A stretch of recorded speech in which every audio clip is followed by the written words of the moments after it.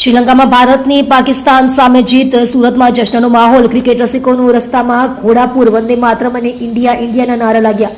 ICC T20 world કપમાં પાકિસ્તાન સામે ભારતની ભવ્ય જીત થતા સુરતમાં ચારે તરફ બાળકોથી લઈને યુવાનો સુધીના ક્રિકેટ રસિકોએ રસ્તાઓ પર નાચગાન કરીને ઉજવણી કરી હતી. જ્યારે અમદાવાદના સિંધુ ભવન રોડ પર મોટી સ્ક્રીન પર મેચ નિહાળી રહેલા લોકોએ ભારત માતા કી જયના નારા લગાવીને જશ્નનો માહોલ સર્જ્યો હતો. મેચના રોમાંચક પળોમાં બંને શહેરોમાં મોટી સ્ક્રીન પર ભીડ ઉમટી પડી હતી. લોકોને નાચતા કૂદતા જોવા મળ્યા હતા, જેના કારણે આજની રાત ક્રિકેટ પ્રેમીઓ માટે અવિસ્મરણીય બની ગઈ છે.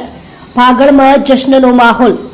સુરતનો ભાગળ વિસ્તાર હંમેશાથી જીતની ઉજવણીનું કેન્દ્ર રહ્યો છે. આજે પણ ટીમ ઇન્ડિયાની જીત થતાની સાથે જ લોકો તિરંગા સાથે રસ્તા પર ઉતરી આવ્યા હતા.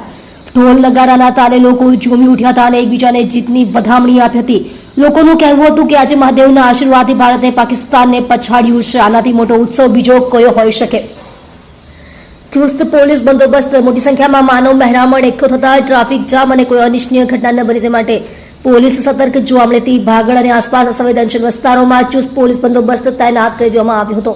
ઉચ્ચ અધિકારીઓ દ્વારા સતત મોનિટરિંગ કરવામાં આવ્યું હતું, જેથી ઉજવણીમાં કોઈ ખલેલ ન પહોંચે અને શાંતિપૂર્ણ રીતે વિજયોત્સવ મનાવી શકાય. મોડી રાત સુધી સુરતના રસ્તાઓ પર ભારતની જીતનો અને શિવરાત્રીના પર્વનો બેવડો ઉત્સાહ જોવા મળ્યો હતો. તમે જોઈ રહ્યા છો DNY ન્યૂઝ ચેનલ રમનદીપ કૌરની સાથે.